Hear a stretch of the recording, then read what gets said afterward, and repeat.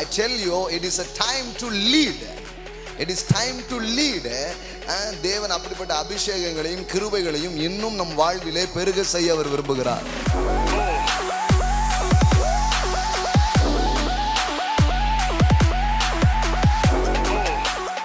தேவன் என்னை தலைமை ஏற்க அழைக்கிறார். பக்கத்துல பார்த்து கேளுங்க, ஏறி போகணுமா? அப்ப இறங்கி வரணும். பணியாற்ற, களம் காண, சேவை புரிய நாம் இறங்கி வர வேண்டும்.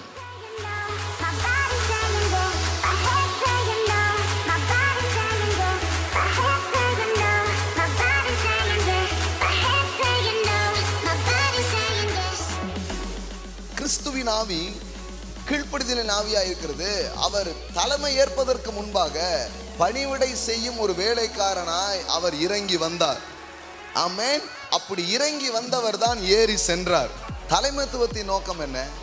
முதல் பிரதான நோக்கம் சேவை புரிதல், ஜனங்களின் தேவைகளை சந்தித்தல். நாம கிறிஸ்த வெறும் சேவியர் அப்படிதான் பார்க்கிறோம், கிடையாது. இயேசு வெறும் ரட்சகர் மட்டுமல்ல, இயேசு ஒரு உன்னதமான தலைவராக இருக்கிறார்.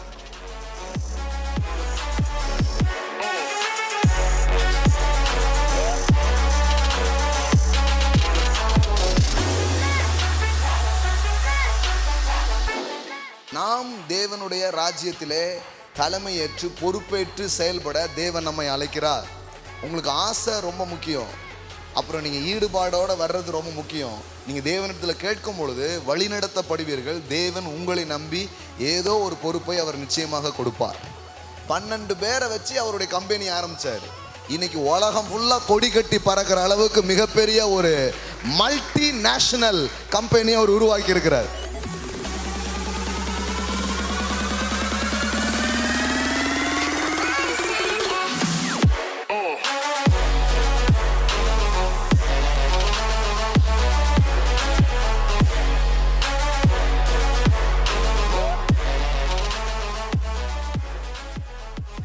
உங்களை கூட தேவன் எழுப்ப விரும்புகிறார். அரசால ஆண்டவர் அழைக்கிறார். இது அரசாலும் ஆண்டு. ஆமென். தலைமையேற்க தேவன் உங்களை அழைக்கிறார். இது தலைமைத்துவத்துக்கான ஆண்டா இருக்கிறது.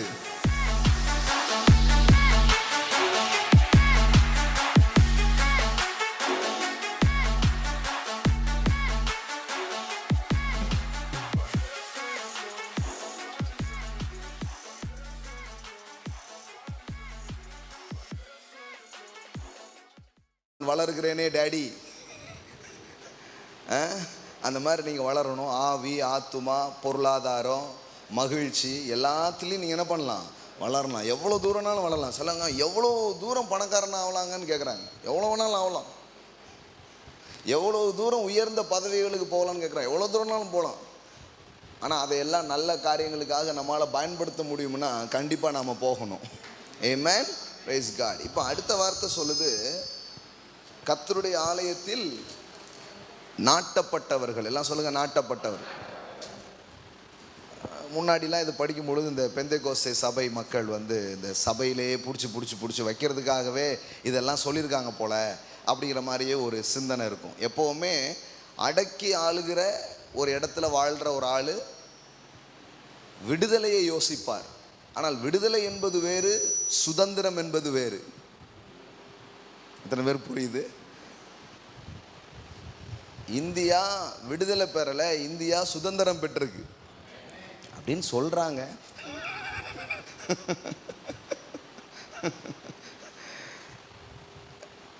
எந்த கட்டுப்பாடும் இல்லாமல் அவிழ்த்து விடுறதுக்கு தான் விடுதலை. ஆனால் சுதந்திரம் என்பது கட்டுப்பாட்டிலே நீங்கள் இருந்து அதில் இருக்கும் ஸ்லாக்கியங்களை அனுபவிப்பது. ஆமென். ரயில் தண்டுவாளத்தில் போகுது, அதுக்கு பேர் தான் சுதந்திரம். ஆமென். தண்டுவாளமே இல்லாமல் ஒரு ரயில் போதுங்க, விடுதலையாக போதுங்க அப்படின்னா ஏறுவீங்களா? அப்புறம் நமக்கு விடுதலை ஆயிரும். அதனால் அந்த மாதிரி ட்ரெயினில் யாரும் என்ன பண்ண மாட்டோம், ஏறவே மாட்டோம். அது தண்டுவாளத்தில் போனால் தான் அதுதான் சுதந்திரம் அப்படின்னு சொல்கிறது இல்லையா? பிரேக்கே இல்லாத ஒரு வண்டி கண்டுபிடிச்சிருக்காங்க. எத்தனை பேர் இப்போ காலையில் ஏற விரும்புகிறீங்க அப்படின்னா எப்படி இருக்கும்? பரவாயில்ல, நீங்கள் முதல் ரவுண்டு போயிட்டு வாங்க பிரதர் அப்படின்றீங்க.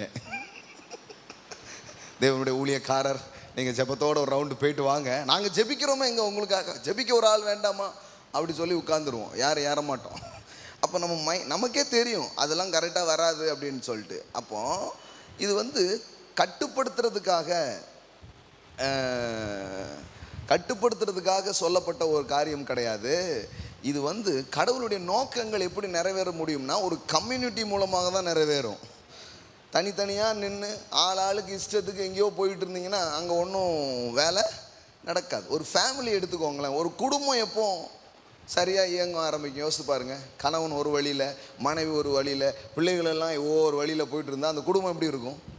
கரெக்டாக இருக்காது. அதனால தான் வேதவசனம் சொல்லுது, தனக்குத்தானே பிரிந்திருக்கிற எந்த குடும்பமும், தனக்குத்தானே பிரிந்திருக்கிற எந்த ராஜ்யமும் நிலைவர படாதே அப்படிங்கிறாரு. எப்போ சொல்கிறாரு? இயேசு வந்து பிசாசை துரத்தின உடனே ஒரு கும்பல் வந்து சொல்லிட்டு, இவர் பிசாசை வச்சே பிசாசை துரத்துறாரு அப்படின்ட்டு.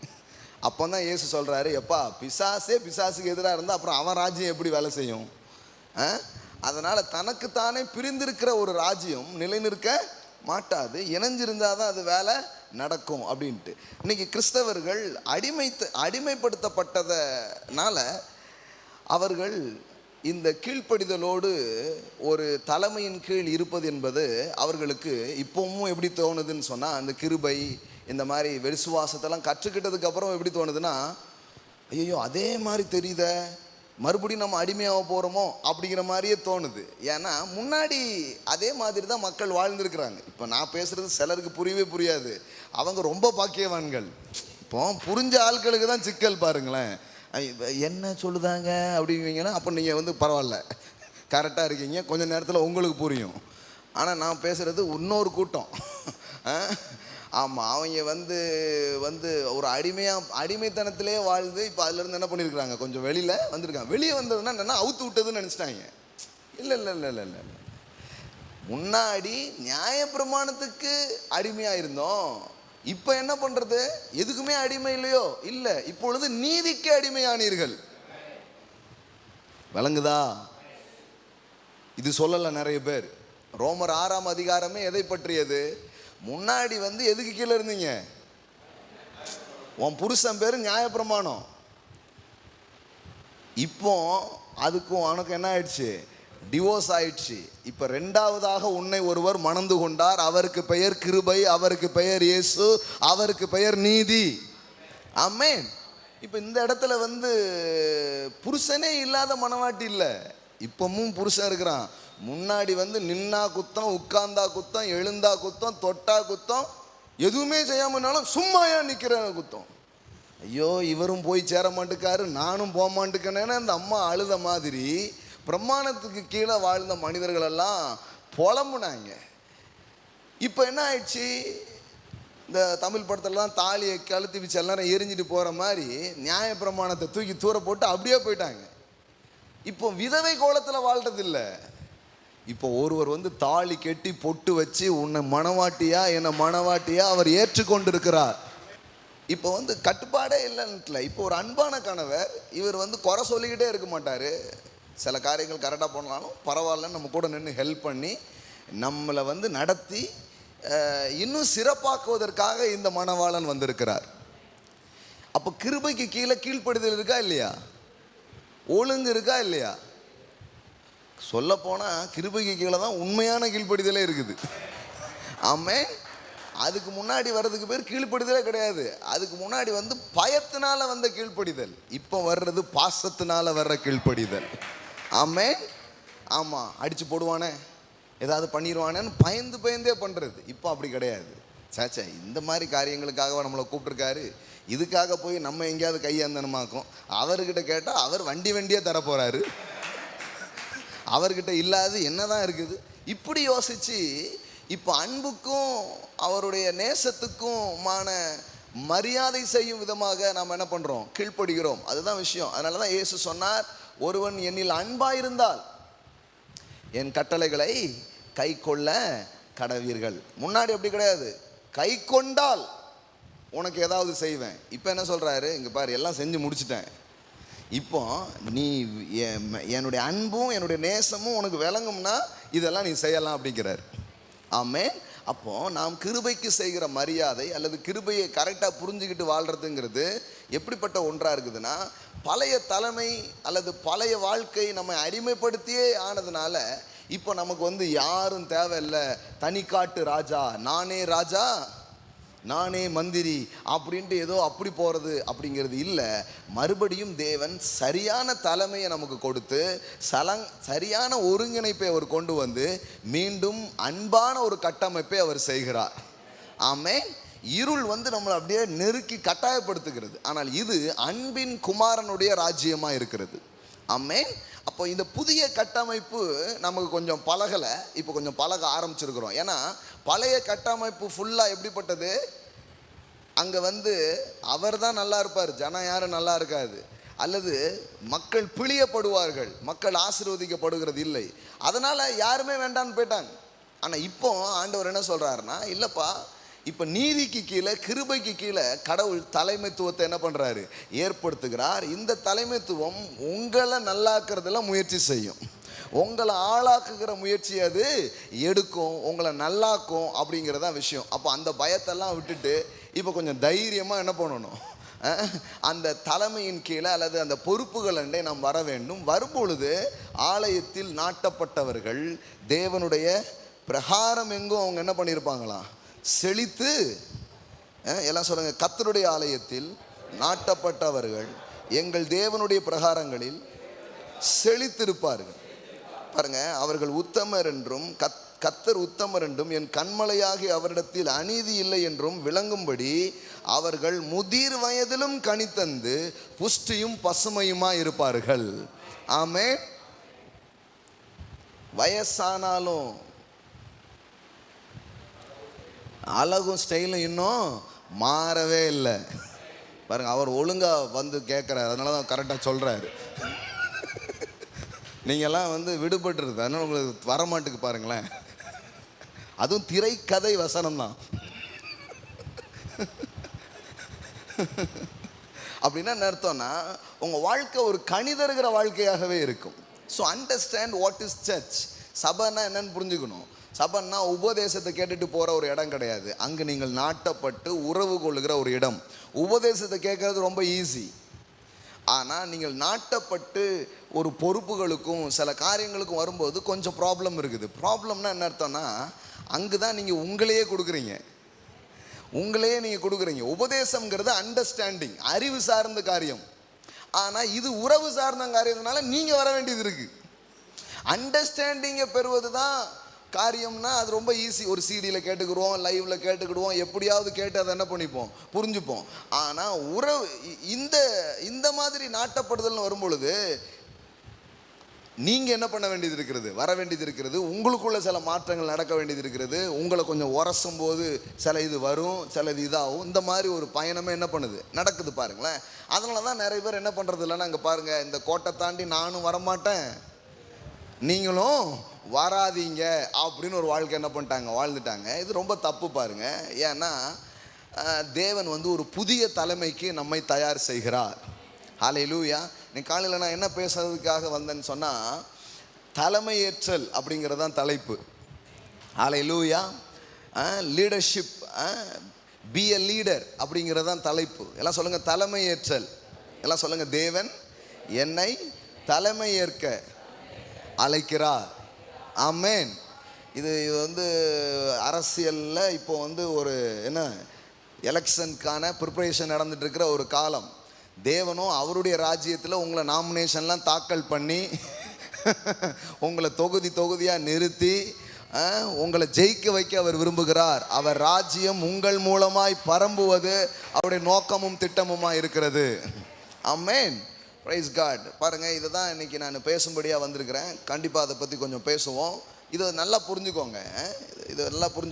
ஒரு வருடத்துக்கு மேலே நீங்கள் ஒரு சபைக்கு வர்றீங்கன்னா அங்கே ஏதாவது ஒரு பொறுப்பிலே நீங்கள் இருக்கிறீர்களான்னு யோசித்து பார்க்கணும். அப்படி இல்லைன்னா ஐ எம் சாரி, நீங்கள் சும்மா வந்துட்டு போகிறீங்கன்னு அர்த்தம். அது உங்களுக்கு எந்த விதத்துலேயும் பெரிய அளவில் பயன் அளிக்காது. ஒரு விதத்தில் ஒரு பயன் இருக்கும், ஆனால் நீங்கள் நாட்டப்பட்டவர்களா, அது சின்னதோ பெருசோ, I want to do something, ஏதோ ஒன்று நான் செய்ய விரும்புகிறேன், இணைய விரும்புகிறேன் அப்படிங்கிற இணைப்புக்குள்ளே நீங்கள் வரும்போது தான் இன்னொரு லெவல் ஆஃப் க்ளோரிக்குள்ளே உங்கள் வாழ்க்கை போக ஆரம்பிக்கும். அல்லேலூயா.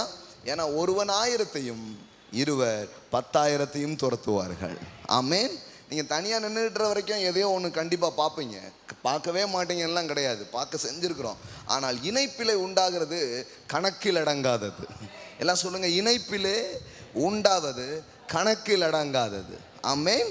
கடவுளுடைய திட்டமே அதுதான். ஒருவனாய் இருக்கையில் ஆபிரகாமை அழைத்து அவனை ஆசீர்வதித்து அவனை பெருகம் பண்ணி நட்சத்திரத்தை போல என்ன பண்ணாரா, ஆக்கினாரா. He is the father of many nation. எல்லாம் சொல்லுங்க, father of many nation. அப்படின்னா என்னன்னா, அவன் ஒரு தகப்பனாக தேவன் அழைத்து அவன் மூலம் பல குடும்பங்களை அவர் என்ன பண்றாரு, உருவாக்குகிறார். அப்போ பாருங்க, கடவுளுடைய ஐடியா அதுவாக தான் இருக்குது பாருங்களேன். அப்போ ஒரு சபையிலே நாட்டப்பட்டவர்கள் என்பது என்னங்க, கிருபையில் வந்து இப்படி இல்லாமல் இருக்குது அப்படிங்கிறாங்க. முதல்ல தப்பாக பண்ணிட்டு இருந்ததெல்லாம் இப்போ கரெக்டாக பண்ணுறதுக்கு பேர் தான் கிருபை. எதையுமே பண்ணாமல் இருக்கிறதுக்கு பேர் கிருபை இல்லை. வழங்குதுங்களா உங்களுக்கு?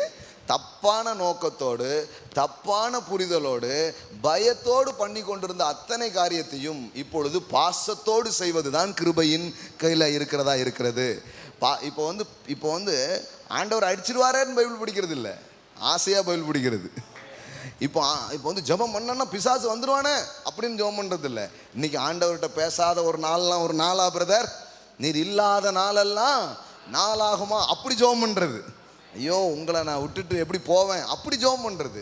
உம்மை ஆராதிக்காமல் எப்படி இருப்பேன், நீங்கள் எனக்கு கொடுத்த அன்பையும் கிருபையும் இன்னைக்கு 4 பேர்கிட்ட நான் சொல்லாமல் எனக்கு எப்படி தூக்கம் வரும், அது வேற. அதனுடைய மோட்டிவேஷனல் வேற, அதனுடைய ஊந்துதல் என்பது வேற. ஒரு நாள் திடீர்னு பண்ணாமல் இருப்பீங்க, அதனால் ஒன்றும் இதாக போகிறதில்ல. அன்றைக்கி ஏக்கம் தான் இருக்கும், ஐயோ இன்னைக்கு மிஸ் பண்ணிட்டோமே. இந்த ரசிகர்களுக்கெல்லாம் இருக்கும் பாருங்கள், ஃபஸ்ட் ஷோ பார்க்கலன்னா எப்படி இருக்கும். ஒருத்தர் கல்யாணத்தன்னைக்கு காலையில் போயிட்டார், ஃபஸ்ட் ஷோ அன்றைக்கி தான் அவர் தலைவர் படம் ரிலீஸ் ஆகிருக்கு. என்ன ஆனாலும் தாலி கட்டும்போது வந்துடுவேன்னு போயிருக்காரு. இதுவும் வேற ஊருக்கு பஸ் ஏறி வேற போயிருக்காரு, பதறிட்டு இருந்திருக்காங்க. எப்படிலாம் இருந்திருக்காங்க பாருங்க. இது வந்து இது வந்து நம்ம என்ன நினைக்கிறோம்னா, அந்த ஆர்வமே தப்புங்கிறோம். இந்த ஆர்வம் பூரா இப்போ கிறிஸ்துவுக்கு நேராக திருப்பப்படுகிறது. ஆமென், ஹல்லேலூயா. அதனால தான் பவுல் சொல்றாரு, ஆசையாய் தொடருகிறேன். கிறிஸ்து இயேசுவினால எதற்காக பிடிக்கப்பட்டேனோ அதை நிறைவேற்றும்படி இப்போ எப்படி போறேன், ஆசையாய். எல்லாம் சொல்லுங்க, ஆசையாய். சார் ஒருத்தர் சொல்றாரு, பவுல் அப்போஸ்தலன் ஆண்டவர் எப்படி பழி வாங்கினார் தெரியுமா அப்படிங்கிறாரு.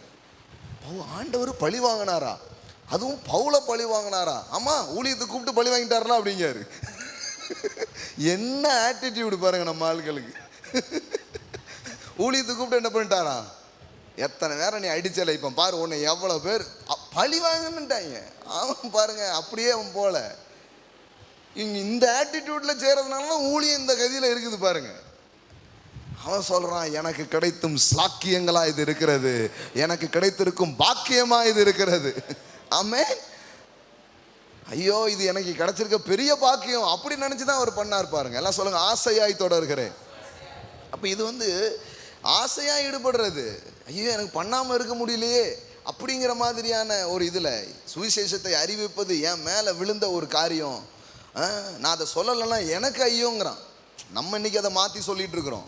ஜனங்களை கூப்பிட்டு சொல்லலைன்னா உனக்கு ஐயோ அப்படிங்கிறோம். பவுல் வந்து வந்த கூட்டத்தை பார்த்து உங்களுக்கு ஐயோன்னு சொல்லலை, அவனுக்கு சொன்னான். ஹலோ, நம்ம இன்னைக்கு மாற்றி சொல்லிட்டு இருக்கிறோம். அதனால அவன் மிரண்டு போய் யாருக்கையாவது போய் சொல்லி எதையாவது சொல்லி கூட்டு வந்துருந்தான். டே இங்கே எதுக்குடா என்ன கூட்டு வந்தாங்க அவன், நான் மட்டும் என்ன தெரிஞ்சா வந்திருக்கேன், ஞானஸ்தானமே வாங்கிட்டேன், 5-6 வருஷமா வந்துக்கிட்டு இருக்கேன், வா பெசாட்டி அப்படின்ட்டு தாங்க. கடைசியில் இந்த ஆள் மூஞ்சிக்காகவே அந்த சர்ச்சுக்கு வந்தவங்களாம் எவ்வளோ பேர் இருக்காங்க. புரியுதுங்களா உங்களுக்கு? இது அந்த மாதிரி விவகாரம் கிடையாது பாருங்க. இது ரொம்ப ஆசையாக பண்ணக்கூடியது. ஆமென். எல்லாம் சொல்லுங்க, தலைமை ஏற்க தேவன் உங்களை அழைக்கிறார். ஹல்லேலூயா. I tell you, it is a time to lead. It is time to lead. தேவன் அப்படிப்பட்ட அபிஷேகங்களையும் கிருபைகளையும் இன்னும் நம் வாழ்விலே பெருக செய்ய அவர் விரும்புகிறார். ஹல்லேலூயா. எப்போவுமே பாருங்களேன், யாரை தலைமை ஏற்க வைக்கிறாரோ அவர்களை முதல்ல பொறுப்பேற்று கொள்ளவும் கீழ்ப்படிதலுக்குள்ளாகவும் தேவன் அவர்களை கொண்டு சென்று அவர்களை பயிற்சிவிக்கிறார். ஏன்னா மேலே போவதற்கான படி கீழே இருக்கிறது. ஆமென். படி எங்கே இருக்குது? கீழே தான் இருக்குது. இப்படியே பார்த்துட்டே இருக்கக்கூடாது. அந்த கீழே இருக்கிற படியில் ஏறி போயிடணும். கீழ்ப்படி. முன்னாடி வந்து கீழ்ப்படினா என்னது, ஐயோ கீழ்ப்படி அப்படி. இப்போ அப்படி கிடையாது. இப்போ நமக்குள்ள கீழ்ப்படியாமையின் ஆவியை இயேசு எடுத்துட்டாராம். இவ்வுலகத்திலே கிரியை செய்த ஆகாய பிரபுனுடைய ஆவி கீழ்ப்படியாமையின் ஆவியாம். எபேசியர்ல படிக்கிறோம். இப்போ கிறிஸ்துவின் ஆவி நமக்கு கொடுக்கப்பட்டிருக்கிறதுன்னு அர்த்தம். கிறிஸ்து எப்படிப்பட்டவர்? பிதாவின் சித்தத்திற்கு தன்னை பரிபூரணமாக ஒப்பு கொடுத்து, இதோ உம்முடைய சித்தத்தின்படி செய்ய நான் வருகிறேன் என்று தன்னை அர்ப்பணிக்கிற ஆவிதான் யாருடைய ஆவியா இருக்குது? கிறிஸ்துவின் ஆவியா இருக்கிறது. இப்போ அந்த ஆவியை நாம் பெற்றிருக்கிறோம். எல்லாம் சொல்லுங்க, I have a spirit, the spirit of Christ. Amen. The obedient spirit. Amen. The Christ spirit is the obedient spirit.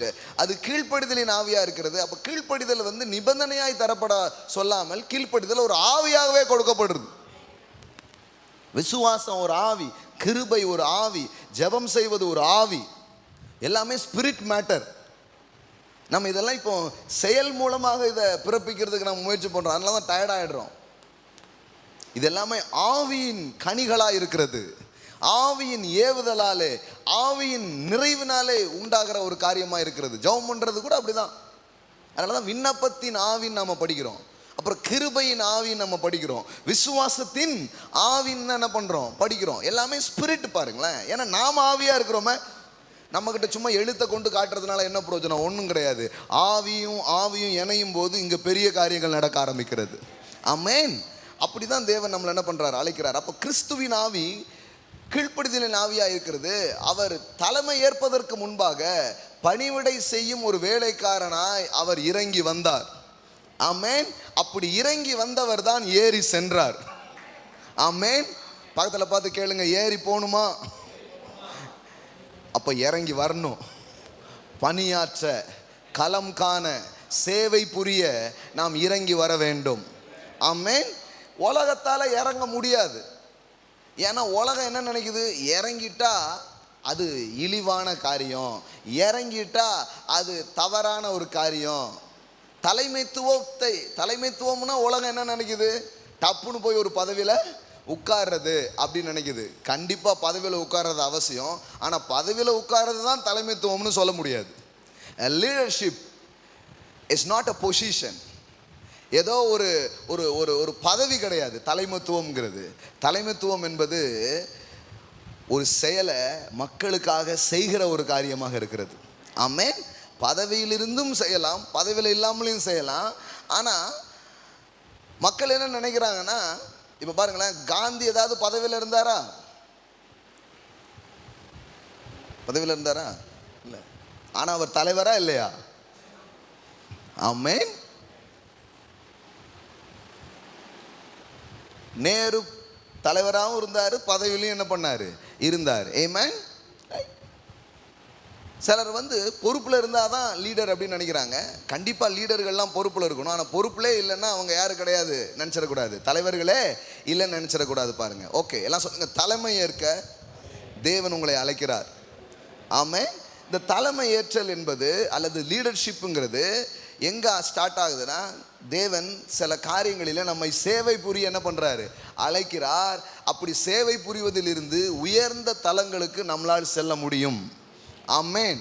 தேவனுடைய சபையில், தேவனுடைய வீட்டில் நம் ஒவ்வொருவருக்கும் சில பொறுப்புகளை கொடுத்து அதை என்ன பண்ணுறாரு? செய்ய விரும்புகிறார். பாருங்களேன், இன்னைக்கு இந்த சிறு குழந்தைகளுக்கு வார்த்தைகளை விதைச்சி வசனங்களிலே அவர்களை வளர்த்து, அவர்களை ஊக்கப்படுத்தி, அவர்களை ஈடுபடுத்தி இப்போ என்ன பண்ணிட்டு இருக்கிறாங்கன்னா, நாளைய தலைவர்களை இன்னைக்கு உருவாக்கிட்டு இருக்கிறாங்க. பின்வரும் சந்ததி பின்பாக உருவாக்கப்படுகிறார்கள். ஆமென். இப்போ இவங்களை பிடிச்சி இதெல்லாம் பண்ணுங்க, இதெல்லாம் செய்யுங்க, யாருமே சொன்னது கிடையாது. சபைக்கு வர்றாங்க, வார்த்தை கேட்குறாங்க, நாம் ஏதோ பண்ணணும், ஒரு ஈடுபாடு வந்துடுது. இந்த மாதிரி உங்களுக்கும் தேவன் எதையோ ஒரு ஈடுபாட்டை வைத்திருக்கிறார். ஆமென். எல்லோருக்கும் ஒரே கடமையும் எல்லோருக்கும் ஒரே செயலும் கிடையாது. ஆனால் ஏதோ ஒரு ஈடுபாடு வச்சிருக்கிறாரு. அந்த ஈடுபாட்டில் ஒரு பங்களிப்பை நீங்கள் ஒரு இடத்துல இருந்து நீங்கள் செய்ய ஆரம்பிப்பது தான் நாட்டப்பட்டவர்களின் காரியமாக இருக்கிறது. ஆமென். அதுக்காக நீங்கள் தேவனிடத்தில் ஜெபிக்கலாம்.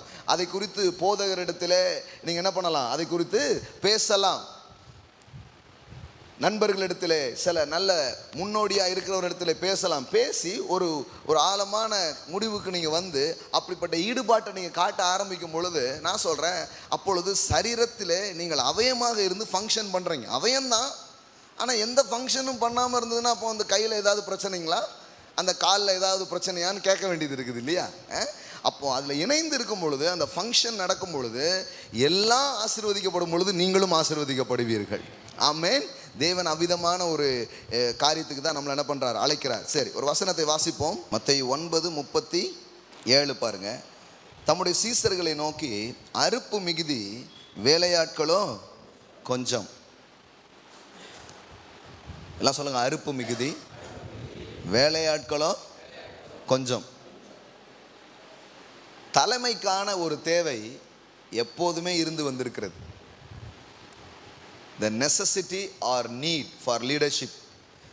தலைமைத்துவத்துக்கான ஒரு தேவை. சிலர் சொல்றாங்க இல்லையா, சில தலைவர்கள் மறைந்தவுடன் என்ன சொல்றாங்க,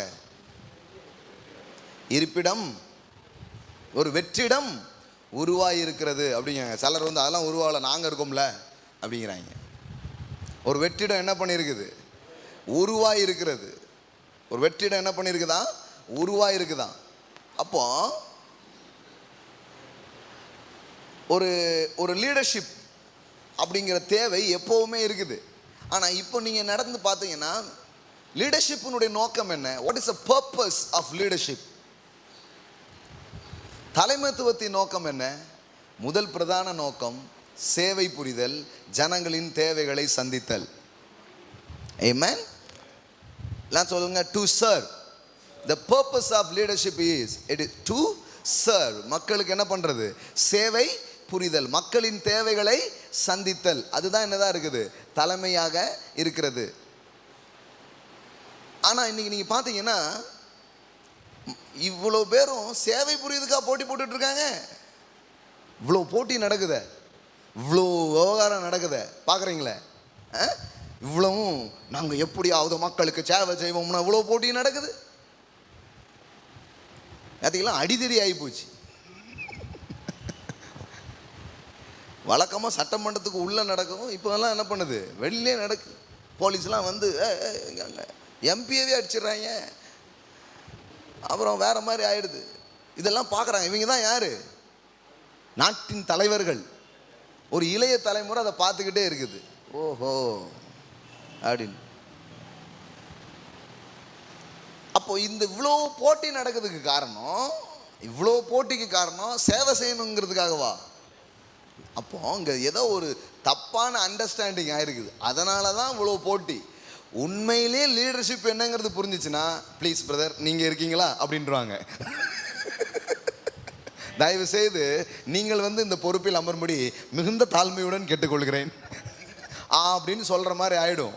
ஆனால் இப்போ அந்த லீடர்ஷிப்புக்கான வரையறை, the definition of leadership, ஒரு தலைமைத்துவத்துக்கான வரையறை என்னங்கிறத வரையறுக்காமல் போனதுனால, இல்லை சில பேர் அதை அறுத்துட்டதுனால இப்போ யாருக்குமே என்னென்ன தெரிய மாட்டுக்கு.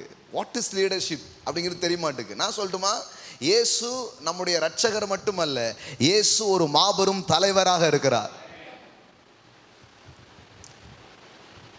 நாம கிரைஸ்ட வெறும் சேவியர் அப்படிதான் பார்க்குறோம், கிடையாது. இயேசு வெறும் இரட்சகர் மட்டுமல்ல, இயேசு ஒரு உன்னதமான தலைவராக இருக்கிறார். 12 பேரை வச்சு அவருடைய கம்பெனி ஆரம்பிச்சார். இன்னைக்கு உலகம் ஃபுல்லாக கொடி கட்டி பறக்கிற அளவுக்கு மிகப்பெரிய ஒரு மல்டி நேஷனல் கம்பெனியை அவர் உருவாக்கி இருக்கிறார்.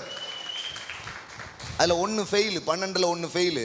ஆனாலும் உலகம் ஃபுல்லாக கிளையை பரப்பி இன்னைக்கு வரைக்கும் வெற்றிகரமாக அந்த நிறுவனம் இயங்கி கொண்டிருக்கிறது. மாபெரும் நிறுவனத்தை உருவாக்கின ஒரு தலைவர். ஆமென். அவர் கம்பெனி டவுன் ஆனதே இல்லை. நாளுக்கு நாள் சீசர்களின் தொகை பெருகி கொண்டே இருக்கிறது, சபை வளர்ந்து கொண்டே இருக்கிறது, மக்கள் அவருடைய நாமத்தினால் ரட்சிக்கப்பட்டு கொண்டே இருக்கிறார்கள். It is a global product. எக்காலத்துக்கும் தேவையான பொருளை இந்த ராஜ்யம் விநியோகம் செய்து, இது இதனுடைய பொருள் ஒரு ஊருக்கு ஒரு இனத்துக்கு சொந்தமான பொருள் இல்லை. It's a global products. அப்போ இயேசுவை கவனிக்கிறது சும்மா கிடையாது. இயேசு பின்னாடி நான் போகிறேங்கன்னு தலையை தெரிஞ்சுக்கிட்டு இருக்கிறது இல்லை. இயேசு பின்னாடி போனீங்கன்னா தலைவர்கள் ஆகுறீங்கன்னு அர்த்தம். ஹல்லேலூயா. சும்மா கிடையாது பாருங்க. 11 பேரை வச்சு 11 புத்திசாலிகள் கிடையாது. 11 பேரும் பாமரர்களாக இருந்த, மீனவர்களாக இருந்த, சாதாரணமான மனிதர்களாக இருந்த ஒரு 11 பேரை எடுத்து இயேசு தன்னுடைய வாழ்நாளில் அதிகமான நேரத்தை அவர்களுக்கு செலவிட்டார். உங்களுக்கு தெரியுமா, சுவிசேஷ பகுதிகளை நாம் வாசிக்கும் பொழுது கவனிக்க தவறுகிற ஒரு முக்கியமான காரியம் ஒன்று இருக்கிறது. அது என்ன தெரியுமா? இயேசு இந்த உலகத்தில் 3.5 வருடம் ஊழியம் செய்தார். இந்த 3.5 வருட ஊழியத்திலே அவர் சுகமாக்கினார், அவர் விடுவித்தார், அவர் ஆசீர்வதித்தார், அவர் அற்புதம் செய்தார், அவர் பிரசங்கித்தார். எத்தனையோ காரியங்கள் இதெல்லாம் நம்ம கவனிக்கிறோம். ஆனால் ரொம்ப முக்கியமானது, இது எல்லாத்துக்கும் அவர் செலவிட்ட நேரத்தை விட அவர் செலவிட்ட நேரம்னு ஒன்று இருக்குதுன்னா, அவருடைய சீசர்களோடு அவர் செலவிட்டது தான் மிக அதிகமான நேரம் என்பதை நீங்கள் அறிந்து கொள்ள வேண்டும். இந்த 3.5 வருஷத்தில் ரொம்ப டைமை யாருக்கிட்ட செலவு பண்ணார் நினைக்கிறீங்க? Making a leader, making a leader. ஏன்னா அதுக்கு முன்னாடி பாருங்க என்ன போட்டிருக்குது? 35. பின்பு இயேசு சகல பட்டணங்களையும் கிராமங்களையும் சுற்றி நடந்து, எல்லாம் சொல்லுங்க, பட்டணங்களும் சொல்லுங்க, பட்டணங்களும் கிராமங்களும் சுற்றி நடந்து ஜெப ஆலயங்களில் உபதேசித்து ராஜ்யத்தின் சுவிசேஷத்தை பிரசங்கித்து ஜனங்களுக்கு உண்டாயிருந்த சகல வியாதிகளையும் சகல நோய்களையும் நீக்கி அவர்களை சொஸ்தமாக்கினார். எல்லாம் சொல்லுங்க, சொஸ்தமாக்கினார். எல்லாம் சொல்லுங்க, சகல வியாதியையும் சகல நோய்களையும் நீக்கி அவர்களை சொஸ்தமாக்கினார். ஹல்லேலூயா. எல்லா நோயையும் இயேசு சுகமாக்கினார். ஆமென். எல்லா நோயையும் அவர் குணமாக்கினார். தேவனுடைய ராஜ்யம், தேவனுடைய ஆளுகைக்கு கீழே சகல நோய்களும் குணமாக்கப்படுகிறது, சகல பிணிகளும் நீக்கப்படுகிறது. அங்க நோய்களுக்கு இடமே இல்லை. எல்லா நோயும்னா அப்போ பிடிச்சிக்கணும். எல்லா நோயும் குணமாக்கி இருக்கிறாரு, எல்லோரையும் குணமாக்கி இருக்கிறாரு. ஆமென். இப்போ இப்படிலாம் அவர் செய்கிறாரு. ஆனாலும் அவருக்கு அதில் ஒரு பெரிய முழுமை ஏற்பட்டதாக நாம் காணவில்லை. 36. அவர் திரளான ஜனங்களை கண்டபோது, இவ்வளோ செயல் அவர் பண்ணிட்டாரு, ஆனாலும் இன்னும் ஒரு திரள் கூட்டம் நின்று கொண்டே இருக்கிறது. இப்போ இயேசு சொல்றாரு, அவர்கள் மெய்ப்பன் இல்லாத ஆடுகளைப் போல தொய்ந்து போனவர்களும் சிறைப்பட்டவர்களுமா இருந்தபடியினால் அவர்கள் மேல் மனதுருகி. அவர் நீட்ஸை பார்க்குறாரு. நீங்க நினைக்கிறீங்களா இன்னைக்கும் பெரிய தேவை இருக்கிறதுங்கிறது உங்களுக்கு தெரியுமா? நானே தேவையில்லை தானே பிரதர் இருக்கிறேன் அப்படிங்கிறீங்களா? என்ன ஒரு ஆச்சரியம் பாருங்க. தேவையில் இருக்கிற உங்களை கூப்பிட்டு தேவையா இருக்கிறவர்களின் தேவைகளை சந்திக்கிறாருன்னா அவர்தான் அற்புதர், அவர்தான் பெரியவர். ஆமென். எனக்கே மீன் கிடைக்கல, உன்னை வச்சு தாண்டா மனுஷனையே பிடிக்க வைக்க போறேன், நீ மனிதனை பிடிக்கிறவர்களாய் மாறுவாய். இன்னைக்கு மீன் கிடைச்சா இன்னைக்கு பொழப்பு எங்களுக்கு ஓடுங்க, இல்லைன்னா இன்னைக்கு பொழப்பு நாருங்க. அவனுக்கு மீன் கிடைச்சா நாத்தம் இல்லை, மீன் கிடைக்கலன்னா நாத்தம்.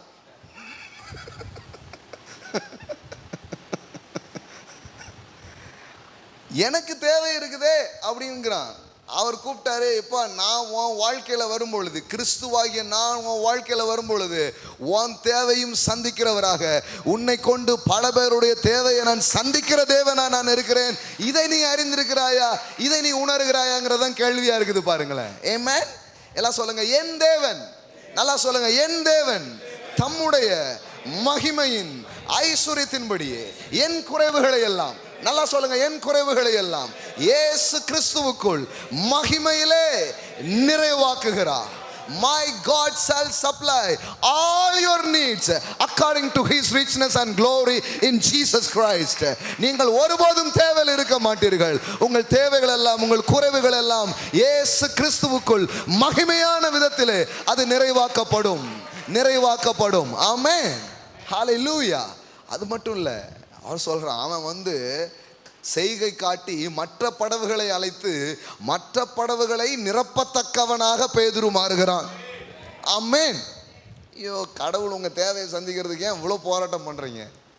கொஞ்சம் விளங்கிக்கோங்க. இல்லை அதெல்லாம் இருக்கட்டுங்க, கொஞ்சம் காசு, ஐயோ இது கொஞ்சம் கவனிங்க. மக்களுக்கு அது புரிய மாட்டேங்குது. நீங்க யார், கடவுள் உங்களை எதுக்காக அழைச்சிருக்கிறார், தேவன் யார், நீங்க யார், இதெல்லாம் உங்களுக்கு விளங்குச்சுன்னா பணம் எல்லாம் உங்களுக்கு வேலை செய்யும். அதைத்தானே சொல்லிக்கிட்டே இருக்கிறோம். தேவன் எனக்கு தேவனாக இருந்தால் பணம் எனக்கு வேலைக்காரனாக இருக்கும். பாருங்கள், செவ்வாய் மாலையெல்லாம் அந்த மாதிரியான சிந்தனைக்கு நேராக ஜனங்களை எடுத்துகிட்டு போய் இப்போ நடக்குது பாருங்கள். செவ்வாய்க்கிழமை மாலையெல்லாம் பாருங்கள், அமோகமாக நடக்குது இப்போ மீட்டிங்ஸ் எல்லாம். ஏற்கனவே அதை ருசி பார்த்த தலைவர்கள்லாம் வந்து ஷேர் பண்ணுறாங்க. வசனமும் அனுபவங்களும் சேர்ந்து ஜனங்களை தூக்குன்னு தூக்குது. அல்லேலூயா. ஆமாம், உயர்த்தப்படுவீர்கள், தலைமை ஏற்பீர்கள், பெருகுவீர்கள், வளருவீர்கள், செழிப்பீர்கள். இந்த ஸ்பிரிட்டை பெற்றுக்கோங்க, இந்த ஆவியை பெற்றுக்கோங்க. சும்மா வந்து உட்கார்ந்துட்டு அப்படியே போடக்கூடாது. என்னங்கிறது புரிஞ்சுக்கிட்டு இதில் ஈடுபட ஆரம்பிக்கும் பொழுது பெருக்கம் கண்டிப்பாக வரும். ஆமென். நெருக்கத்தில் இருக்கலாம், ஆனாலும் தேவன் உங்கள் வாழ்வை பெருக்கத்துக்கு நேராக கொண்டு செல்லுவார். ஆமென். இப்போ பெரிய தேவை இருக்குது பாருங்களேன். அவர் சொல்கிறாரு, திரளான ஜனங்களை கண்டபோது அவர்கள் மெய்ப்பன் இல்லாத ஆடுகளைப் போலவும் தொய்ந்து போனவர்களும் சிதறப்பட்டவர்களும் இருந்தபடினால் அவர்கள் மேல் மனதுருகி. மெய்ப்பன் இல்லாமல் சில ஆடுகள் தொய்ந்து போயிருக்கிறது, மெய்ப்பில்லாததினாலே சில பேர் தொய்வடைந்திருக்கிறார்கள் அப்படிங்கிறது உண்மை. இன்னொரு பக்கம் பார்த்தீங்கன்னா மெய்ப்பனாலேயே தொய்ந்து போனவங்களாம் இருக்கிறாங்க. ஐயா, தொய்ந்து போனதே சில மெய்ப்பர்களால தானே அப்படிங்கிறீங்களா? அப்போ ஆண்டவர் சொல்கிறாரு, அப்படியெல்லாம் ஒரு காலம் போயிடுச்சுப்பா. இப்போ நான் என்ன விரும்புகிறேன்னா, அறுப்பு மிகுதி, வேலையாட்களோ கொஞ்சம். இப்போ என்ன சொல்கிறாரு, ஆதலால் அறுப்புக்கு எஜமான் தமது அறுப்புக்கு வேலையாட்களை அனுப்பும்படி அவரை வேண்டிக் கொள்ளுங்கள் அப்படின்னு சொன்னார். ஆமென். எல்லாம் சொல்லுங்கள், ப்ரே ஃபார் த லீடர்ஸ். எல்லாம் சொல்லுங்கள், தேவைகளை சந்திக்கக்கூடிய நல்ல தலைவர்கள் எழும்பும்படியா வேண்டிக் கொள்ளுங்கள். ஆமென். நல்ல ஜோம் பண்ணுங்க, நல்ல பிதாவுக்கிட்ட அதை கேளுங்க. ஆண்டவரே, சரியான தலைவர்கள் எழும்பட்டும், மக்களின் தேவைகளை சந்திக்கும்படியான இந்த அறுவடைகளை எடுக்கக்கூடிய ஆட்கள் எழும்பட்டும் அப்படின்னு சொல்றாரு. ஆனா இயேசு வெறும் ஜெப வீரர் மட்டும் அல்ல. கொஞ்சம் பேருக்கு புரியல. ஏன்னா ஊருக்கு இது வெறும் இந்த ஜெபத்தை மட்டுமே பண்ணிட்டு போற ஒரு கூட்டம் இருக்குது. ஆனா இயேசு வெறும் ஜெப வீரர் மட்டுமல்ல, அவர் செயல் வீரரும் கூட. நாங்கள் வெறும் ஜெபத்தோட்ட ஜெய கீதங்கள் மட்டும் பாடுற ஆள் இல்லை, செயல் வீரர் கீதங்களும் பாடுகிற நபர்கள். இது கூட சில பேருக்கு புரியவே புரியாதுன்னு வச்சுக்கோங்களேன், விட்டுருங்க. 10:1 பாருங்க. அப்பொழுது அவர் தம்முடைய 12 சீசர்களை தம்மிடத்தில் வரவழைத்து அசுத்த ஆவிகளை துரத்தவும் சகல வியாதிகளையும் சகல நோய்களை நீக்கவும் அவர்களுக்கு அதிகாரம் கொடுத்து. ஆமென். இப்போ தான் ஜோம் பண்ணுங்கன்னாரு. ஜோம் பண்ணிட்டீங்களா? அப்போ வாங்க நீங்கள் வந்து பண்ணுங்கன்ட்டாரு. வம்பா போச்சே இது. ஜோம் பண்ண சொன்னீங்க, ஓகே. அதனால தான் இப்போ ஜெபம் பண்ணுறதுக்குன்னா வந்துடுறாங்க. ஆமாம், ஆண்டவரே யாரையாவது அனுப்புங்க, யாரையாவது எழுப்புங்க, தேசத்தில் ஒரு நல்ல தலைவர்களை கொண்டு வாங்க. இது ரொம்ப ஈஸி பாருங்களேன். ஒரு கூட்டல் எத்தனை வருஷமாக இதை பண்ணிட்டு இருக்காங்க தெரியுமா? கூடி சித்தமானதை தாரும். போன அரசியல்லையும் அதெல்லாம் ஜோம் பண்ணீங்க. அப்போ மோடி வந்து சித்தங்கிறீங்களா? எத்தனை பேருக்கு வந்தது பித்தம்? இதுவா தேவ சித்தம்? சித்தமானதை அவர் கொண்டு வருவார். ஐயா, நீங்க போய் என்னைக்கு தலைமை ஏற்பீங்கன்னு அவர் காத்துட்டு இருக்கிறார்.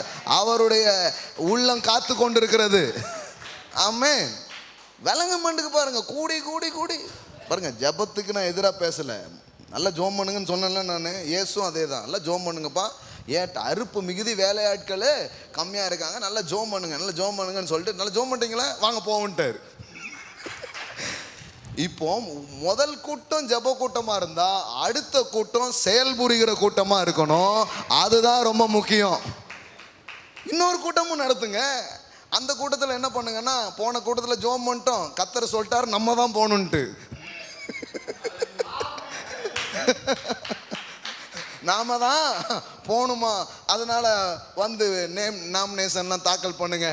அந்தந்த ஏரியாவில் நீங்கள் தான் எழும்பணும், நீங்கள் தான் பெரிய காரியங்களை கர்த்தருக்காக செய்யணும் அப்படின்னு ஏன் மக்களை வந்து தலைமை ஏற்கிறதுக்கு நாம் தயார் செய்கிறது இல்லைன்னு தெரியல. பாருங்களேன், யாரோ வருவார், அது ரொம்ப ஈஸி பாஸ். கிறிஸ்தவத்தில் இப்போ என்ன ஆயிடுச்சு, ஜபங்கிறது ரொம்ப மதிப்பான காரியம். ஆனால் இப்போ ஜபங்கிறது சில நேரத்தில் எப்படி ஆயிடுதுன்னா, நம்மளால் என்ன முடியும், ஜபம் தான் பண்ண முடியும் இப்படி சொல்லும்போது ஜபமே ரொம்ப லோயஸ்ட் ஆயிடுது. கடைசி நேரத்தில் இந்த ஆக்சிஜனை மாட்டு வாங்கல, அது மாதிரி ஆகி போயிடுச்சு ஜெபங்கிறது. சரி, இனிமேல் என்ன பண்ண முடியும்? ஆக்சிஜன் தூக்கி வைங்க, இருந்தால் பார்ப்போம், இல்லைன்னா போட்டோம். இந்த ரேஞ்சுக்கு ஆகிட்டாங்க ஜெபத்தை. ஜெபம் எவ்வளோ வல்லமையானது. அறுப்பு மிகுதி, வேலையாட்களோ கம்மி. எஜமான் அதுக்காக ஆட்களை அனுப்பும்படி வேண்டிக் கொள்ளுங்கள். தேவனிடத்தில் வேண்டிக் கொள்ள சொன்ன அதே கிறிஸ்து அடுத்த அதிகாரத்தில் சொல்றாரு, அவங்கள அழைச்சி சொல்றாரு, அசுத்த ஆவிகளை துரத்தவும் சகல வியாதிகளையும் நோய்களையும் நீக்கவும் அவர்களுக்கு அதிகாரம் கொடுத்தார். ஆமென். எல்லாம் சொல்லுங்க, அதிகாரம் கொடுத்தார். ஆமென். இந்த அரசு, இந்த ராஜ்யம் என்ன பண்ணுதுன்னு தெரிலப்பா, ஆனால் நம்ம ராஜ்யத்தில் போய் செய்ய வேண்டிய வேலைகளை செய்ய ஆரம்பிங்கன்னு சொல்லி அனுப்புகிறார். ஆமென். அப்போ பாருங்க, இது கடவுளுடைய திட்டம் நோக்கமாக இருக்கிறது. அறுப்பு மிகுதி, வேலையாட்களோ குறைவு. வாங்க எல்லாரும் மிஷினரி தளத்துக்கு போயிடுவோம் அப்படிங்கிறது இல்லை.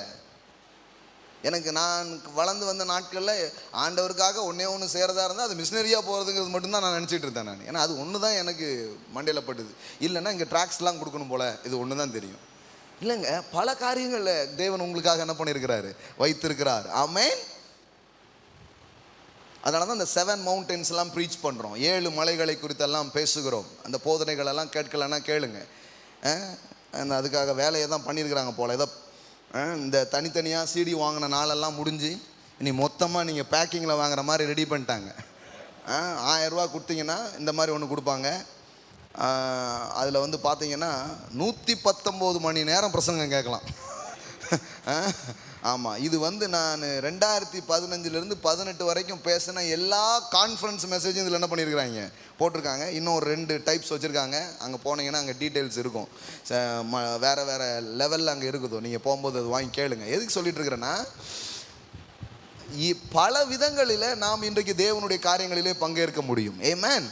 எல்லாம் சொல்லுங்கள், அறுப்பு மிகுதி, வேலையாட்களோ குறைவு. நாம் தேவனுடைய ராஜ்யத்திலே தலைமை ஏற்று பொறுப்பேற்று செயல்பட தேவன் நம்மை அழைக்கிறார். உங்களுக்கு ஆசை ரொம்ப முக்கியம், அப்புறம் நீங்கள் ஈடுபாடோடு வர்றது ரொம்ப முக்கியம். நீங்கள் தேவனிடத்தில் கேட்கும் பொழுது வழிநடத்தப்படுவீர்கள். தேவன் உங்களை நம்பி ஏதோ ஒரு பொறுப்பை அவர் நிச்சயமாக கொடுப்பார். ஆமென். கண்டிப்பாக கொடுப்பார். இங்கே யாரும் இங்கே பாருங்களேன், அப்படி ஆர்வம் உள்ளவங்களுக்கெல்லாம் ரொம்ப பெருசாக சொல்ல வேண்டியதில்லை. தன்னால் ஒரு காரியத்தை புரிஞ்சுக்கிட்டு என்ன பண்ண ஆரம்பிச்சிடறாங்க, செய்ய ஆரம்பிச்சிடறாங்க. நமக்கு என்னென்னா, யாராவது வரணும், யாராவது போகணும், யாராவது ஊக்கம். கர்த்தர் என்னை கூப்பிட்டுருக்கிறார், ஒரு சபையில் வச்சுருக்கிறாரு. ஆண்டவர்கிட்ட நான் ஜெபம் பண்ணி, ஆண்டவர் எனக்கு என்ன இதை தராரோ அதை நான் செய்ய போகிறேன் அப்படிங்கிறது தான் காரியமாக இருக்கிறது. ஆமென். எல்லாம் சொல்லுங்கள், நாட்டப்பட்டவர்கள் செழித்திருக்கிறார்கள். இப்போ ஒரே ஒரு பகுதியை நான் வாசிக்க விரும்புகிறேன். நியாயாதிபதிகள், டக்குன்னு திருப்புங்க, நியாயாதிபதிகள் 9. அதாவது தலைமை ஏற்க தயங்கி நிற்கிற ஒரு வேலையில் ஒரு ஊமான கதை ஒன்று சொல்லப்படுகிறது. நாம் தலைமை ஏற்காவிட்டால் என்ன நடக்கும்? நாம் தலைமை ஏற்காவிட்டால் என்ன நடக்கும்? அல்லது நாம் பொறுப்பேற்காவிட்டால் என்ன நடக்கும்? சிலர் பாருங்களேன், தலைமையினாலே தப்புன்னு நினச்சிப்பாங்க. நல்ல ஆட்களை பற்றி பேசிகிட்டு இருக்கிறேன். அவங்க சொல்லுவாங்க, எனக்கு இந்த பொறுப்புகள்லாம் வேண்டாங்க, எனக்கு ஏதாவது பணிகள் கொடுத்தா போதும், அதுக்கு தாங்க பொறுப்பே, எங்களுக்கு எந்த போஸ்ட்டும் தேவையில்லை அப்படிம்பாங்க. அதாவது இது வந்து வேற மாதிரி ரியாக்ட் பண்ணுறது. அப்படி இல்லை பாருங்க, தலைமைனா தப்பு கிடையாது. ஏன்னா இயேசுவே நல்ல தலைவர்.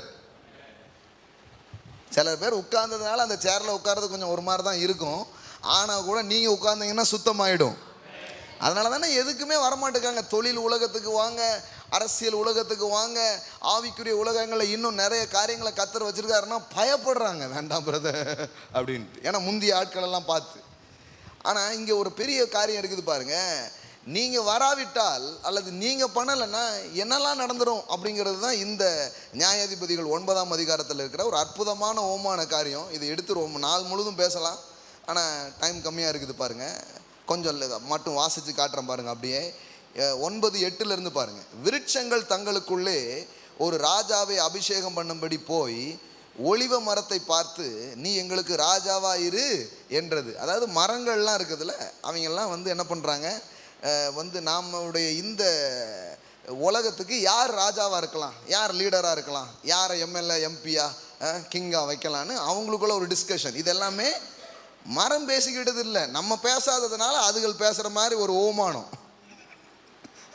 விளங்குதுங்களா? இப்போ பாருங்கள், ராஜாவாயிரு என்றது. அதற்கு ஒலிவ மரம், தேவர்களும் மனுஷரும் புகழுகிற எண்ணிலுள்ள என் கொழுமையை நான் விட்டு மரங்களை அரசால போவேனோ என்றது. அது கொஞ்சம் கெத்தான மரம். அதனால தான் உன் பிள்ளைகள் ஒலிவ மர கன்றுகளை போல் இருப்பார்கள்லாம் பேசியிருக்கு. அதனால் நமக்கு இருக்கிறதே ரொம்ப சூப்பராக இருக்குங்க, வேற ஆளை பாருங்க அப்படின்னு அது என்ன பண்ண மாட்டேங்க, தன்னிடம் விட்டு விட்டு போவதற்கு ஒன்று இருக்கிறது. ஆகையால் அதை விட மறுத்து நான் வரவில்லை என்ன பண்ணிடுது, சொல்லிடுது. அடுத்தது, அப்பொழுது மரங்கள் அத்தி மரத்தை பார்த்து நீ வந்து எங்களுக்கு என்றது. அதற்கு அத்திமரம், நான் என் மதுரத்தையும் என் நற்கனியையும் விட்டு மரங்களை அரசால போவேனோ என்றது. அப்பொழுது மரங்கள் திராட்சை செடியை பார்த்து நீ வந்து எங்களுக்கு என்றது. அதற்கு திராட்சை செடி, தேவர்களையும் மனுஷரையும் மகிழ பண்ணும் என் ரசத்தை நான் விட்டு மரங்களை அரசால போவேனோ என்றது. அப்பொழுது மரங்கள் எல்லாம்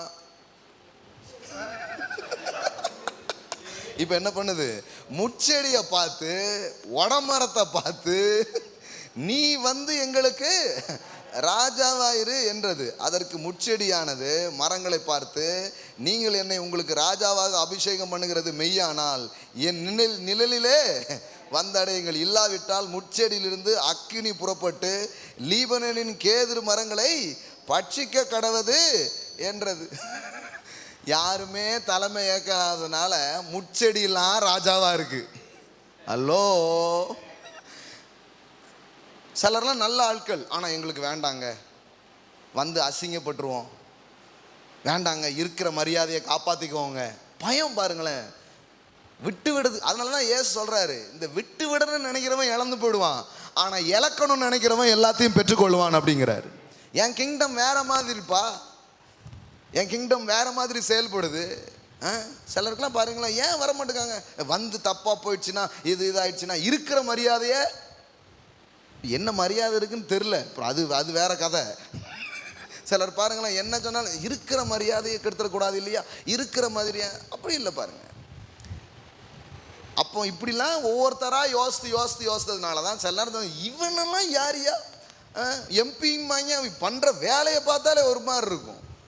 இவங்கெல்லாம் எப்படி வந்தாங்கன்னா, நீங்கள் வராதனால தான் சார், இவ்வளோ புத்தியும் இவ்வளோ யோசனையும் இவ்வளோ இருக்குது, நீங்கள் வரலையே. உங்களை கூட தேவன் அழைக்கிறார், உங்களை கூட தேவன் எழுப்ப விரும்புகிறார். அரசால ஆண்டவர் அழைக்கிறார். இது அரசாலும் ஆண்டு. ஆமென். தலைமை ஏற்க தேவன் உங்களை அழைக்கிறார். இது தலைமைத்துவத்துக்கான ஆண்டாக இருக்கிறது. ஆமென். பாருங்களேன், செழிப்பின் ஆண்டு, பெருக்கத்தின் ஆண்டு எத்தனையோ இருக்குது. ஆனால் கடவுள் பாருங்க விசேஷமாக சொல்லியிருக்கிறாரு, அரசாளுவீர்கள், ஆண்டு கொள்வீர்கள், ஆளும்படியாகவே அவர் ஒரு அழைப்பை கொடுத்திருக்கிறார். ஆமென். அப்போ சும்மா வார்த்தை வருதில்லை, வார்த்தை வந்தால் ஒரு அபிஷேகம் வரும், அந்த அபிஷேகம் வந்தால் ஒரு பலன் வரும், அந்த பலன் வந்தால் ஒரு செயல் நடக்கும். தேவன் அதற்காகவே தேவன் நம்மை அழைக்கிறார். ஆமென். இது வந்து இங்கிருந்து ஸ்டார்ட் ஆகும், தேவனுடைய சபையிலிருந்து அது என்ன பண்ணணும், ஆரம்பிக்கணும். பாருங்க, இங்கேயே ஒரு ஈடுபாடு காட்டி இங்கே வருகிற மக்களை விசாரித்து இங்கே வர்ற ஆட்கள் நடுவில் நாம் ஒரு செயலை செய்கிறதுக்கு நம்ம தயாராக இல்லைன்னா வெளியில் செய்கிறது ரொம்ப கஷ்டம். அதுக்கான ட்ரைனிங் சென்டர் தான் இது. முதல்ல ட்ரைனிங், அப்புறம் raining. Hello, first you get training for raining. இங்கு ஆளுவதற்காக பயிற்சி அளிக்கிறோம். ஆமென். ஆமாம், ஆளுவதற்காக உங்களை தீட்டுகிறோம். ஆளுகைன்னா என்னன்னு சொல்லித்தரோம். இயேசு போல ஒரு தலைவர் இருந்ததே இல்லை. பெண்களை வந்து ஈடுபடுத்தினாங்க இவங்கெல்லாம் அப்படின்னு சொல்லிட்டு புரட்சி அப்படின்னு சொல்லிட்டு பேசுகிறாங்க. அவர் 2000 வருஷத்துக்கு முன்னாடியே பெண்களை தன் ஊழியத்தில் ஈடுபடுத்தி அப்போவுமே பெரிய புரட்சி பண்ணிட்டார். சிலர் நினைக்கிறாங்க 12 பேர் தான் செலக்ட் பண்ணுறாரு. அன்னைக்கு கூட ஒரு பட்டிமன்றத்தில் பேசுகிறாங்க. கிறிஸ்தவத்தில் இப்போ ரொம்ப பட்டிமன்றம் ஃபேமஸ் ஆகிட்டு வருது பார்த்தீங்களா. இயேசு பாருங்க, பெண்கள் கூடாதுங்கிறதுக்காக தான் 12 ஆண்களை எடுத்தாருங்க. பைபிளே ஒழுங்காக படிக்காமல் வந்திருக்காங்க, நல்லா தெரியுது பாருங்க. அவர்களோடு ஊழியம் செய்கிற ஒரு உமன்ஸ் டீமை தேவன் ஏராளமாக சேர்த்து வச்சுருந்தாருங்கிறது உங்களுக்கு தெரியவே இல்லை. பாருங்களேன், ஏராளமான பெண்கள் அவரோடு கூட இருந்து தங்கள் ஆஸ்திகளால் அவருக்கு ஊழியம் செஞ்சாங்களாம். ஸ்பான்சரே உமன்ஸ் தான் பண்ணியிருக்காங்க ஜீசஸ் மினிஸ்ட்ரியில். நம்ம மினிஸ்ட்ரிக்கு கொஞ்சம் பெண்கள் அப்படி எழுமுனா எவ்வளோ நல்லா இருக்கும். ஹையஸ்ட் ஸ்பான்சர்ஷிப்பே யார் தான்? பெண்கள் தான். பெரிய செக்கு யார் எழுதியிருக்காங்கன்னா ஒரு உமன் தான் எழுதியிருக்காங்க. இருக்கிறீர்களா? செய்வீர்களா? செய்வீர்களா? ஆமென். பெண்களே இல்லைன்ட்டாங்க. எவ்வளோ பெண்கள் இருந்தாங்க. சொல்லப்போனால் அவர் உயிரோடு எழும்பின செய்தியையே ஒரு பெண்ணுக்கு தான் முதல்ல சொல்கிறார். ஆமென். இவங்கள்ட்ட சொன்னால் யார் தூக்கிட்டு போயிருப்பாங்க அப்படின்ட்டாங்க. நம்புறதுக்கு தயாராகவே இல்லை. அந்த அம்மாவுக்கு தான் முதல்ல வெளிப்படுத்துகிறார். ஆமென். பெண்கள் இஸ் அ குட் லீடர். எல்லாம் சொல்லுங்கள் தலைவர். எல்லாம் சொல்லுங்கள் இயேசு ரட்சகர் மட்டுமல்ல, ராஜா மட்டுமல்ல, அவர் தலைவராக இருக்கிறார். He is a good leader. 11 பேரை கொண்டு ஆரம்பித்த அவருடைய கட்சி இன்று வரை ஆட்சியில் இருந்து கொண்டே இருக்கிறது. 11 பேரை கொண்டு ஆரம்பித்த அவருடைய நிறுவனம் இன்று வரை வளர்ந்து கொண்டே இருக்கிறது. ஆமென். எந்த அளவுக்கு இம்பாக்ட் பண்ணியிருந்தா அந்த இம்பாக்ட் இவ்வளோ தூரம் வந்திருக்கும். நீங்கள் யோசித்து பாருங்க, திங்க் பண்ணி பாருங்க. அப்போ கூடையே வச்சு அவங்களுக்குள்ள அதை சொல்லி கொடுத்துட்டே வந்தார் பாருங்க. அந்த தலைமைத்துவத்தை நம்ம கற்றுக்கொள்ளணும். கற்றுக்கொண்டு நாம் இதில் பொறுப்பேற்று என்ன பண்ணணும்? செல்லணும். ஏன்னா தலைமைத்துவம் என்பது எதுக்காக இருக்குதுன்னா சேவை புரிவதற்காக. எல்லாம் சொல்லுங்கள் சேவை புரிய. நியாயாதிபதிகள் 5:9 பாருங்க. தெபோரால் பாட்டு பாடுற ஒரு அம்மா இல்லையா? அந்த அம்மா அதோடைய பாட்டில் ஒரு வரி பாருங்க. 5:9 ஜனங்களுக்குள்ளே தங்களை மனப்பூர்வமாய் ஒப்பு கொடுத்த. எல்லாம் சொல்லுங்க ஜனங்களுக்குள்ளே தங்களை மனப்பூர்வமாய் ஒப்பு கொடுத்த இஸ்ரவேலின் அதிபதிகளை என் இருதயம் நாடுகிறது, கர்த்தரை ஸ்தோத்தரியுங்கள். எல்லாம் சொல்லுங்க மனப்பூர்வமாய் ஒப்பு கொடுத்த அதிபதிகளை என் இருதயம் நாடுகிறது. அப்போ பொறுப்பா தலைமையா எனக்கு எதுவுமே வேண்டாங்கன்ட்டு இல்லை. சில பாருங்க அப்படிதான் இருக்கிறாங்க. ஆண்டவர் ஏதோ ஒரு காரியத்துக்காக நம்மளை அழைக்கிறார். ஏன்னா அறுப்பு மிகுதி, வேலையாட்களும் குறைவு. நீங்கள் கேளுங்க. நீங்கள் ஒரு நாள் நினச்சிக்க வேண்டியதில்லை நமக்கு ஒரு பங்கும் இல்லைன்ட்டு. கிடையவே கிடையாது. அதுதான் வஞ்சனை. ஏதோ ஒரு பங்களிப்பை தேவன் இங்கே இருக்கிற ஒவ்வொருவருக்கும் அவர் வைத்திருக்கிறார். ஹல்லேலூயா. What is that? ஆண்டவர் அது என்ன? அதுக்காக ஜெபம் பண்ண ஆரம்பிங்க. என்னையிலேருந்து அதை குறித்து கேட்க ஆரம்பிங்க. அதை குறித்து விசாரிக்க ஆரம்பிங்க. நான் சொல்கிறேன், ரொம்ப டைம் எடுத்துக்கூடாது. இன்னும் ஒரு மாதத்துக்குள்ளே ஏதோ ஒரு பொறுப்பில் ஒவ்வொருத்தரும் இருக்கணும். ஆமென். அதை நான் நின்று செய்ய போகிறேன். அதை மனுஷனுக்கென்று செய்யாமல் அதை கர்த்தருக்காக எவ்வளோ தேவை இருக்குது தெரியுமா? எவ்வளோ நீட்ஸ் இருக்குது தெரியுமா? நீட்ஸ்னால் பண தேவைகளை பற்றி நான் பேசலை. ஆண்டவருடைய கிருபையினால் அந்த தேவை மட்டும் நமக்கு இல்லவே இல்லை. ஏன்னா ஐஸ்வர்யத்தின் தேவனை நம்புறதுனால, செழிப்பின் தேவனை விசுவாசிக்கிறதுனால தேவைகள் எல்லாம் நிறைவாய் சந்திக்கப்படுகிறது. அது ஒரு பிரச்சனையே கிடையாது. எப்போவுமே வங்கி கணக்கில் போதுமான இருப்பு ஏராளமாய் உள்ளது. எல்லாம் சொல்லவே மாட்டாங்க, நம்ம தைரியமாக சொல்கிறோம். ஆமென். ஆமாம், அதெல்லாம் பிரச்சனையே கிடையாது. தேவைன்னு நான் சொல்கிறது என்னென்னா மக்களுடைய நீடு. இன்றைக்கி பாருங்களேன், சிறு பிள்ளைங்களுக்கு செய்கிறதுக்கு ஆட்கள் தேவைப்படுறாங்க. குடும்பங்கள் பாருங்கள் செதஞ்சு கிடக்குது.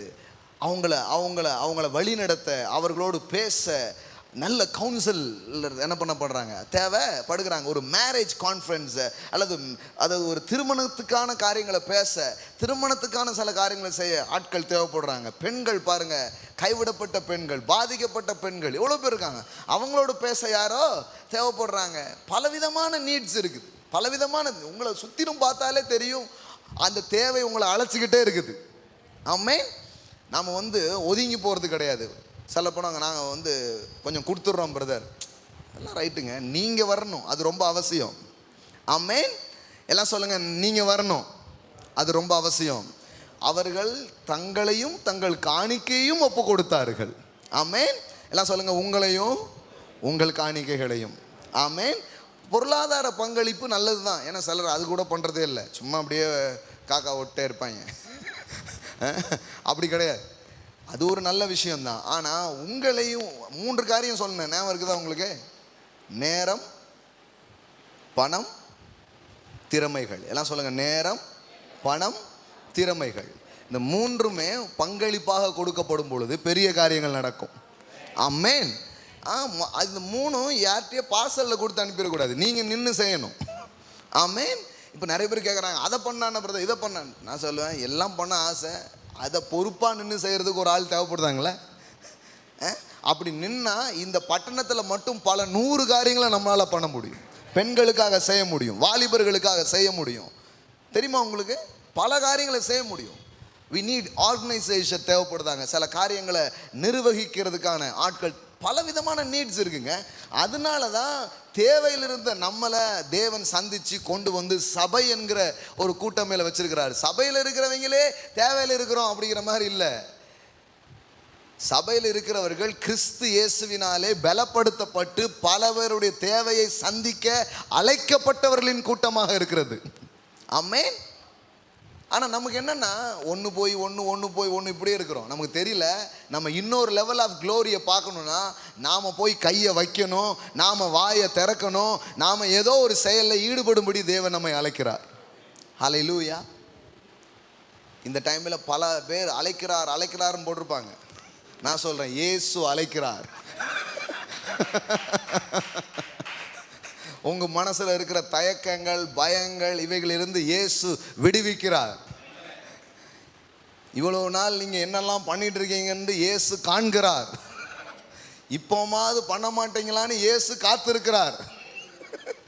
என்னங்க எல்லா பேரையும் சொல்லிட்டீங்களே, எத்தனை பேருக்கு விளங்குது? எல்லாம் சொல்லுங்கள், தலைமை ஏற்கும் நேரம். Amen. So it's time to lead. இதை பற்றி நான் இன்னும் நிறைய பேச விரும்புகிறேன். இதை பற்றி நீங்கள் இன்னும் நிறைய ஆழமாக கேட்க விரும்புனீங்கன்னா 12 தலைமைத்துவ வகுப்புகளில் நான் பேசின போதனை இருக்குது. எல்லாமே பென்ட்ரைவில் இருக்கும். நீங்கள் உங்கள் வசதிக்கு ஏற்ற மாதிரி ஒரு பென்ட்ரைவ் வாங்கிக்கோங்க. 3 டைப்ஸாக வச்சுருப்பாங்க. எல்லாமே வேணும்னா ஒரு 64 GB என்னமோ வச்சுருப்பாங்க. அது வாங்கி டெய்லி ஒன்று கேளுங்க, உறவு கொள்ளுங்க, உரையாடுங்க, உங்கள் காரியம் என்னன்னு கேளுங்க. ஏதாவது ஒரு காரியத்தில் ஈடுபட ஆரம்பிங்க. தேவன் உங்களை கொண்டு இந்த தேசத்தையே மாற்றுவார். அல்லேலூயா. Praise God. நாம் எழுந்து நிற்போம். கர்த்தர் நல்லவர். எதையாவது கற்றுக்கொண்டீர்களா இன்னைக்கு காலையில்? ஆண்டவருடைய வார்த்தை உங்களுக்கு உண்டாச்சா? ஆமென். சும்மா இந்த வெத்து ஆராதனையெல்லாம் நம்ம நடத்த விரும்புறதில்ல. சும்மா ஒரு சர்வீஸ்க்கு வரோன்னா அர்த்தமாக அது மாறணும். ஹல்லேலூயா. இந்த வார்த்தை கிறிஸ்து சொல்லும் பொழுது அறுப்பு மிகுதி வேலையாட்களோ அப்படின்னா நடத்தினா தேவையோடு மக்கள் இருக்கிறார்கள். மெய்ப்பன் இல்லாத ஆடுகளை போல அவங்க இருக்கிறாங்க. இப்போ நீங்கள் இன்றைக்கி இங்கே உட்காந்துருக்கீங்கன்னா யாரோ வேலை செஞ்சதுனால தான் நீங்கள் உட்காந்துருக்கீங்க. நீங்கள் எப்படி வந்தீங்க? யோசித்து பாருங்கள். நீங்கள் எப்படி வந்தீங்க? யாரோ உங்களுக்காக ஜெபம் பண்ணி, யாரோ உங்களுக்காக தான் பணத்தை செலவு பண்ணி, யாரோ உங்களுக்காக தான் நேரத்தை செலவு பண்ணி, அந்த பிரயாசத்தின் விளைவாக தான் நீங்கள் இங்கே உட்காந்துருக்கீங்க. இப்போ அப்படியே வசதியாக உட்காந்துடக்கூடாது. இன்னும் எங்கேயோ கொஞ்சம் பேர் நின்றுட்டு இருக்கிறாங்களே ஆண்டவர், இன்னும் சில பேர் தவிச்சிட்டு இருக்காங்களே ஆண்டவர், இன்னும் எத்தனையோ மக்கள் சில காரியங்களை புரியாமல் இருக்கிறாங்க. சபைக்குள்ளே கூட முழுமையாய் சில காரியங்களை பெற்றுக்கொள்ளாத ஆட்கள் இருக்கிறார்கள், விசாரிக்கப்படாதவர்கள் இருக்கிறார்கள். நான் உன்னை செய்யணும். ஆண்டவர்கிட்ட கேளுங்க. உங்களுக்கு என்று ஒரு பங்களிப்பு அவர் வச்சிருக்கிறார். ஆண்டவரே, இந்த சபையில் கொண்டு வந்து விட்டுருக்கீங்க, என்னுடைய பங்களிப்பு என்னன்னு கேளுங்க. What is my role? What is my purpose? ஆண்டவர்கிட்ட கேளுங்க. கொஞ்ச நேரம் ஜெபம் பண்ணலாமா? Thank you father. Hallelujah. Glory to God. Thank you Holy Spirit.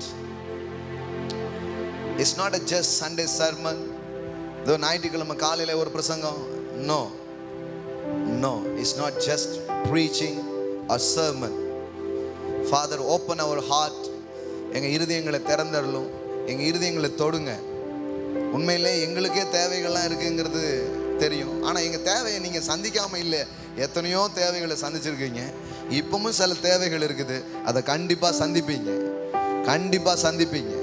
எங்கள் குறைவுகளை எல்லாம் நீங்கள் நிறைவாக்குவீங்க.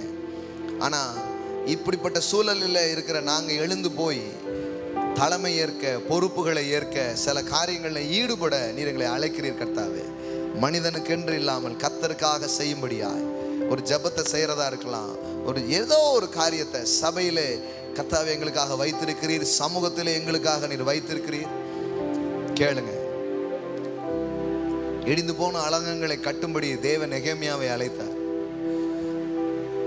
சுகப்படுத்த சிலரை அழைத்தார், நிர்வகிக்க சிலரை அழைத்தார், தகப்பனாக சிலரை அழைத்தார், கொடுக்கும்படியாக சிலரை அழைத்தார்.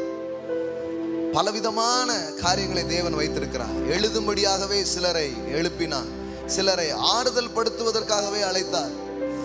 ஹல்லேலூயா, ஹல்லேலூயா, ஹல்லேலூயா, ஹல்லேலூயா. என் வாழ்விலே உம்முடைய நோக்கமும் திட்டமும் என்ன கர்த்தாவே? சும்மா ஏதோ ஒரு ஃப்ரூட்லெஸ்ஸாக ஒரு செய்ய பண்ணக்கூடாது. ஒரு ஒரு ஒரு ஒரு சரியாய் ஒரு காரியத்தில் இணைந்து அர்த்தமாய் சில காரியத்தை செய்ய தேவன் உங்களை அழைக்கிறார். ஹல்லேலூயா. ஆண்டவரிடத்தில் நீ கேளுங்க, தேவன் உங்களை நடத்தும்படி உங்களை விட்டு கொடுங்க. பசுத்த ஆவியானவர் உங்களுக்கு அவர் சொல்லுவார். ஏன்னா இந்த சரீரத்தில் உங்களை அவயங்களாக கொண்டு வந்து இணைச்சிருக்கிறாருன்னா அவரே உங்களுக்கு அதை வெளிப்படுத்துவார், அதை அவரே உங்களுக்கு தெரிய பண்ணுவார். ஓ father, we praise you, we praise you Father. Hallelujah. அந்த காலை வேளையில் வந்த ஒவ்வொரு மக்களுக்காக நான் ஜெபிக்கிறேன். தகப்பனே, இயேசு கிறிஸ்துவின் மூலமாய் அவருடைய வாழ்க்கையில வந்த தெரிந்து கொள்ளுதலுக்காக நன்றி கர்த்தாவே. இவர்கள் நிரப்ப அழைக்கப்பட்டவர்கள், குறைவில் எப்படி இருக்க முடியும்? இவர்கள் குணமாக்க அழைக்கப்பட்டவர்கள், வியாதியில் எப்படி இருக்க முடியும்? இவர்கள் ஆசீர்வதிக்க அழைக்கப்பட்டவர்கள், இவர்கள் சபிக்கப்பட்டவர்களா எப்படி இருக்க முடியும்? ஒரு நாளும் இது இசைந்து போவதில்லை கர்த்தாவே. இந்த காலை வேளையிலையும் ஒரு புது கிருபைகளை, ஒரு புதிய பலனை, தலைமை ஏற்கவும் பொறுப்பேற்கவும் சேவை புரியவும், ஹல்லேலூயா, ஏதோ ஒரு காரியங்களிலே நான் எனது பங்களிப்பை, எனது ஈடுபாட்டை நான் காட்ட வேண்டும் என்கிற மனோவாஞ்சைகளாலே அவருடைய வாழ்வை தொடுவீராக, அவருடைய வாழ்வை நிரப்புவீராக, ஒவ்வொரு பிள்ளைகளையும் எழுப்புவீராக கர்த்தாவே. யாரும் இங்கு சாமானியர்கள் என்று ஒதுங்கிவிட முடியாது. சாமானியர்களை தான் சக்கரவர்த்திகளாக்குகிறீர் கர்த்தாவே. நாடோடிகளை தான் நாடாள வைக்கிறீர் கர்த்தாவே. எளிமையான மக்களை நினைவு கூர்ந்து புழுதியிலிருந்து தூக்கி குப்பையிலிருந்து உயர்த்தி பிரபுக்களோடு ராஜாக்களோடு உட்கார வைக்கிற தேவனாய் நீர் இருக்கிறீர் கர்த்தாவே. உள்ளத்துக்குள்ளே ஒரு தேவ வைராக்கியம் அவர்களுக்குள்ளே இறங்கி வரட்டும். கர்த்தர் என்னை உயர்த்துவார், கர்த்தர் என்னை பலப்படுத்துவார். நான் கர்த்தருடைய வார்த்தையின்படி அவருடைய வழியில் நின்று அவருடைய நாம மகிமைக்காக ஒரு வாழ்வை நான் வாழ வேண்டும் என்கிற மனோவாஞ்சைகளை ஒவ்வொரு இருதயங்களிலும் போடுவீராக, ஒவ்வொரு உள்ளங்களிலும் அது பற்ற வைக்கப்படுவதாக இந்த கால வேளையில். ஹல்லேலூயா. எழும்பி பிரகாசி, உன் ஒளி வந்தது என்று எழுதியிருக்கிறது. ஒவ்வொருவரும் எழும்பட்டும் கர்த்தாவே. அவர்களுக்குள் வைக்கப்பட்ட பிரகாசங்கள் வெளியே வரட்டும்.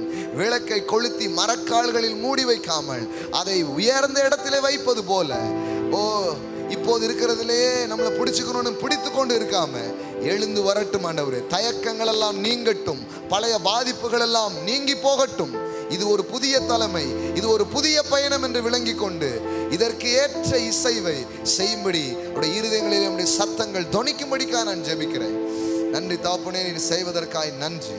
ஹல்லேலூயா. 11 பேர் கொண்ட ஒரு குழு இன்று வரை நிலைத்திருக்கும் தாக்கங்களை ஏற்படுத்த முடியும் என்றால், இன்னைக்கு இங்கே எழும்ப போகிற சில பேரை கொண்டு எவ்வளோ பெரிய காரியங்களை நீர் செய்யக்கூடும் கர்த்தாவே. எத்தனை பெரிய காரியங்களை நீர் செய்யக்கூடும் கர்த்தாவே. அசையாததெல்லாம் அசையும், நகராததெல்லாம் நகரும், நடக்காததெல்லாம் நடக்கும், திறக்காத காரியங்கள் திறக்கும் கர்த்தாவே. அப்படி ஒருமுக இருதயத்தோடு, ஒருமுக வாஞ்சையோடு இணைக்கப்பட்ட ஒரு கூட்டத்தினராய், இந்த பட்டணத்தையே அசைக்கக்கூடிய மக்களாய் கர்த்தாவே ஒவ்வொருவரையும் நீர் எழுப்பும்படிக்காய் ஜெபிக்கிறோம். ஒவ்வொருவருக்குள்ளாக பசுத்த ஆவியானுடைய சத்தங்கள் தொனிப்பும்படிக்காய் ஜெபிக்கிறோம். இந்த காலையை ஒரு விசேஷ காலையாய் மாற்றுவதற்காய் நன்றி ஆண்டவரே. நன்றி. நாங்கள் வராததினாலே எதெல்லாமோ ஏறி உட்கார்ந்து கொண்டிருக்கிறது. ஓ, அடிமையானவன் அதிபதியாய் உட்காருவது போல் ஒரு தேசத்துக்கு சாபமான நிலை எதுவும் இல்லை என்று எழுதியிருக்கிறது.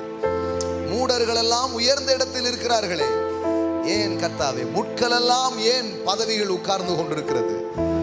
ஏனென்றால் வரவேண்டியவர்கள் வராதது, ஒளிவ மரம் வராதது, திராட்சை செடி வராதது தான் கர்த்தாவே. கர்த்தாவே, உடைய பிள்ளைகளாகிய நாங்கள் எழும்பும் பொழுது துன்மார்க்கன் அங்கு இரான், கெட்ட காரியங்கள் இருப்பதில்லை கர்த்தாவே. தேசமே வளமாகும். அப்படிப்பட்ட கனவுகளை இந்த தலைமுறையின் மீதும் வரும் தலைமுறையின் மீதும் நாங்கள் விதைக்கிறோம். மாபெரும் மாற்றங்களை நாங்கள் பார்ப்போம் என்று விசுவாசிக்கிறோம். இயேசுவின் நாமத்தினால் பிதாவே, ஆமென், ஆமென், ஆமென். Praise the Lord. ஹல்லேலூயா. ஆமென், ஆமென், ஆமென். கர்த்தர் நல்லவர். ஆமென். ஜெபம் பண்ணுங்க. ஒரு என்னென்ன மாதிரியான நீட்ஸ்லாம் இருக்குன்னு ஒரு லிஸ்ட் நான் உங்களுக்கு தர விரும்புகிறேன். அதெல்லாம் ரெடி பண்ணி அதுக்கு இடையில ஆண்டவர் உங்களோட பேசுகிற காரியங்களை என்னோட பேசுங்க. சபையில் இருக்கிற ஜவகர் முக்கியமான நபர்களோடு ஷேர் பண்ணுங்க. யூ மஸ்ட் ஏதோ ஒரு பொறுப்பில் ஒவ்வொருவரும் இருக்க வேண்டும். 1,00,000 பேர் வர போகிறாங்க, சீக்கிரமாக வர போகிறாங்க, ரொம்ப பக்கத்தில் தான் நின்றுக்கிட்டு இருக்குது. இதெல்லாம் பத்தவே பத்தாது. இதே மாதிரி 1000 மடங்கு கெட்டினாலும் ஜனங்க வருவாங்க. அவ்வளவு தேவைகள் இந்த பட்டணத்தில் இருக்கிறது, சுற்றில் இருக்கிற கிராமங்களில் எல்லாம் இருக்கிறது. ஆமென்.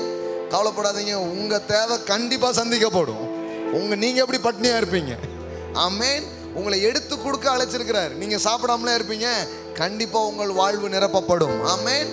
பயப்படாதீங்க, சிறுமந்தையே பயப்படாதே, பிதா ராஜ்யத்தை கொடுக்க பிரியமா இருக்கிறார். ஆமென். நான் சின்ன ஆளு எளிய ஆளு நினைக்காதீங்க. எளியால கொண்டுதான் வலிய காரியங்களை செய்கிறார். அதனால் நீங்கள் பயன்படுத்தப்பட முடியும். ஆமென். உங்களை விட்டு கொடுங்கள், ஆர்வப்படும்படியாக உங்களை அர்ப்பணியுங்கள். தேவன் எல்லா காரியங்களையும் பார்த்து கொள்வார். ஆமென். ஒரு முக்கியமான இன்னொரு அனௌன்ஸ்மெண்ட், வருகிற மாதம், அதாவது மார்ச் 2வது வாரத்தில் நம்முடைய சபையில் ஞானஸ்நான ஆராதனையை நம்ம நடத்த இருக்கிறோம். 2வது ஞாயிறு, மாதத்தில் 2வது ஞாயிறு. இப்போமே சொல்லிடுறேன், குறித்து வைத்து கொள்ளுங்கள். ஞானஸ்நானம் இது வரைக்கும் நான் பெறலை, சபைக்கு ஆனால் வந்துட்டே இருக்கிறேன், ஆனால் நான் பெற்றுக்கொள்ளவில்லை அப்படிங்கிறவங்க நீங்கள் வந்து உங்கள் பெயர்களை கொடுங்க. அன்னைக்கு ஆராதனை முடிந்ததுக்கு அப்புறம் எங்கேயாவது கண்டிப்பாக தண்ணி எங்கேயாவது இருக்கும், கொண்டு போய் உங்களை முக்கிடலான் இருக்கிறோம். ஆமென். ஞானஸ்நானம், ஏன்னா நிறைய பேர் புதிதாய் வந்திருக்கிறார்கள், கொடுக்காமல் இருக்கிறாங்க. இங்கே ஒரு பாட்டியம்மாலாம் வாரந்தோறும் ட்ரெஸ்ஸோடு வந்துடுறாங்க, இன்றைக்காவது கொடுப்பீங்களான்னு. எனக்கே சேமாக இருக்குது, இவ்வளோ வாஞ்சியாக இருக்கிறாங்க. நம்ம தான் மற்ற இடங்கள்ல பாஸ்டர் வற்புறுத்துவார், இங்கே பாஸ்டரை வற்புறுத்த வேண்டியதாக இருக்குது. பாஸ்டர் மனம் திரும்பும்படியா ஜெபியுங்கள், பாஸ்டர் தொடப்படுவாராக. ஆமென். எத்தனை ஆமேன் பாருங்க, எல்லாம் வெளியில வருது. கர்த்தர் நல்லவர். ஆமென். மனதில் வைத்துக் கொள்ளுங்கள். ஆமென். இப்பொழுது கர்த்தருக்கு நாம் கொடுக்கலாம், கொடுத்து விட்டு நாம் செல்வோம். ஆமென். கைகளை எடுத்துக்கொண்டு அறிக்கை செய்து கொடுப்போம். ஹல்லேலூயா. எல்லாம் சொல்லுங்க, கொடுங்கள் அப்பொழுது கொடுக்கப்படும் என்று என் தேவனுடைய வார்த்தை சொல்லுகிறது. என் விளைவின் முதற் பலன்களால் என் தேவனை நான் கனம் பண்ணுகிறேன். என் களஞ்சியங்கள் பூரணமாய் நிரம்பும். நான் ராஜாவுக்கு கொடுக்கிறேன், அவர் ராஜ்யத்துக்கு கொடுக்கிறேன், அவருடைய சுவிசேஷத்துக்கு கொடுக்கிறேன், அவருடைய வார்த்தைக்காக கொடுக்கிறேன். கொடுக்கிற நான் 100 மடங்கு பலனடைவேன். நான் வெறுமையாக இருக்க மாட்டேன். என் பொருளாதாரத்திலே பெரிய நிறைவை நான் பார்ப்பேன். இயேசுவின் நாமத்தினால் பிதாவே, ஆமென்.